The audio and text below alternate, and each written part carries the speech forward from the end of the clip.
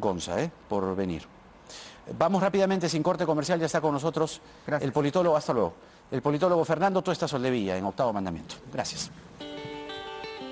Adelante. Hasta luego. Gracias.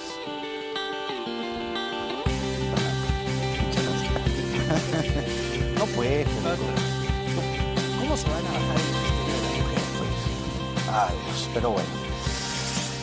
Una situación política, el politólogo Fernando Tuesta Soldevilla ya está con nosotros. Tú que analizas y siempre tratas de entender la política, ayúdanos a entender lo que está pasando, porque francamente ya la cosa parece desbordarse. Primero, tenemos a un presidente que sobrevive, ¿no? Y en esa supervivencia ahora promueve esta ley mordaza para que futuras filtraciones, es mi hipótesis, futuras filtraciones no lo comprometan. Entonces, parar la filtración, el huaico fiscal que algunos advierten que se viene. Para ti, ¿cuál es la salida? La salida. Una cosa es lo que uno desea y otra cosa es lo que puede, cuáles son los alcances de la situación ahora, ¿no? Tú lo has dicho, este es un gobierno que sobrevive día a día y tienes un Congreso que le facilita esta sobrevivencia. Estamos en un nivel... un Congreso que le facilita la sobrevivencia. Totalmente. Estamos en un momento de deterioro pronunciado de las instituciones representativas, como nunca en el primer año de cualquier gobierno se ha tenido recuerdo. Y la situación no es fácil porque en realidad creo que en ambos lados reconocen que ir a un enfrentamiento mayor puede llevar a un camino no controlado. Y esto no controlado quiere decir esta situación, por ejemplo, de una salida de elecciones adelantadas, que no se ha realizado ahora porque justamente creo que en ambos lados se gritan pero no se muerden. Sabemos también que, sin embargo, pese a estos deseos de frenar, obviamente también en los discursos, tú sabes, inflamados, siempre va a existir. Sin embargo, no se puede controlar todo. Y por el lado del gobierno, que es donde los focos están más centrados, por el lado del gobierno salen y salen los destapes, si no a diario, por lo menos en cada semana. La situación del presidente es cada vez más insostenible. Y claro, proyectos como este buscan tapar, evitar de todas las formas, pero no va a resultar siendo posible. Para empezar, esto no va a pasar, parece que sí lo han anunciado, en el propio Congreso, ¿no? Claro. Y esto ya lo limita seriamente al presidente. ¿Cuánto toda esta situación, y cuando digo toda esta situación me refiero al gobierno y al Congreso, porque en este análisis creo que hay que mirarlo completo, por lo menos aquí lo hacemos. ¿No? ¿Sí? ¿Cuánto se está viendo dañada, resquebrajada nuestra institucionalidad, nuestra democracia, si quieres verlo así? Profundamente. O sea, la factura la vamos a ver quizá después. La factura la estamos pagando ahora, hay una y que también viene hay después. con muchas más hacia adelante. Creo que no se tiene todavía, y difícilmente se puede tener ahora, digamos, cuantificar en términos también cualitativos el daño institucional que se está haciendo. Además, eso va a depender de otros factores que no sabemos exactamente cómo se van a pronunciar. Es decir, el gobierno va a terminar pronto, el gobierno y el Parlamento van a cesar de alguna manera. Estas salidas que mucho se ha discutido a lo largo de estos meses, sin embargo, no se produce. Si no se produce, el deterioro aumenta, porque acá no se está frenando.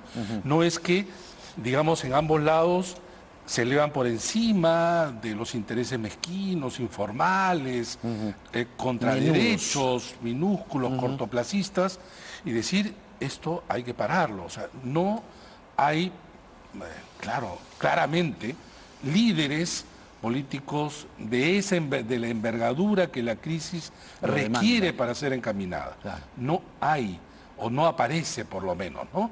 En todo caso, hay otros elementos que sí pueden atizar que estas situaciones obviamente abran un curso a un adelanto de elecciones, que es solamente un escenario, por cierto, ¿no?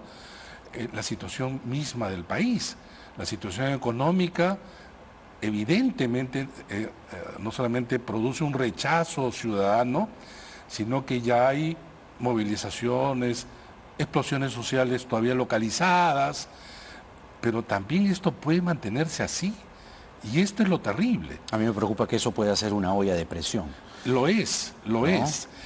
Pero lo más y que aparezca un antauro por ahí. Bueno, es que eso es lo peligroso, Ajá, o sea, ajá. porque hay un campo minado en donde los discursos justamente populistas de derecha y de izquierda van teniendo, pueden ir teniendo una audiencia cada vez mayor. Porque la gente está cansada, la gente está frustrada, la gente tiene ira contra los dos, o sea, el nivel de desaprobación es alto del gobierno y del Congreso, ni hablar.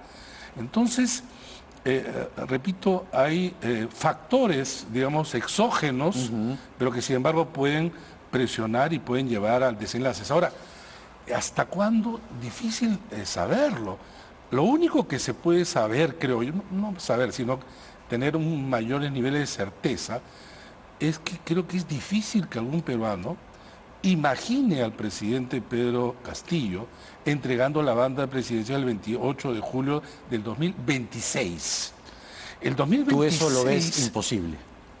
Difícil, altamente difícil. Ajá. En el Perú lo imposible no existe, ¿no? En el Perú el término imposible es un término relativo, ¿no? Acá no hay absolutos, pero podemos hacer una encuesta y decir, ¿usted se imagina entregando? Quiere decir que ya nos estamos consumiendo solo el primer de los 5 años de gobierno, el 20% nada más, y esta situación parece insostenible. ¿Podemos los peruanos seguir en esta situación? A mí me resulta difícil entenderlo. Más allá del análisis que uno pueda tener, sí, tenemos el sentimiento como cualquier ciudadano de nuestro creo país. que la última reflexión es bastante válida y certera. Pero hay quienes dicen, de acuerdo, adelanto de elecciones, ¿no? Un 68% de la gente, grosso modo, lo pide. Que se vayan todos. Que se vaya Congreso, que se vaya el presidente de la República, nuevas elecciones. Pero, un momento, en el medio tendría que producirse una reforma política mínima. Claro, la Comisión de Constitución ya colocó al debate y, bajo aparente caballazo, 57 modificaciones a la Constitución, que hay quienes dicen que mejor sean una por una. Bicameralidad. Creo que es la madre de todas las reformas, como decía Gino Costa hace un momento, pero ¿qué más? Sobre eso hemos debatido, hemos escrito hace ya un buen tiempo. Con los mismos partidos y las mismas reglas, ¿por qué va a salir algo distinto? Exacto. Es como tirar el mazo de vuelta. Así de simple y sencillo, ¿no? Van a ser las mismas cartas. Claro, entonces, y eso podría producir peor situación de la que se está ahora, porque crea expectativas, se van creando expectativas.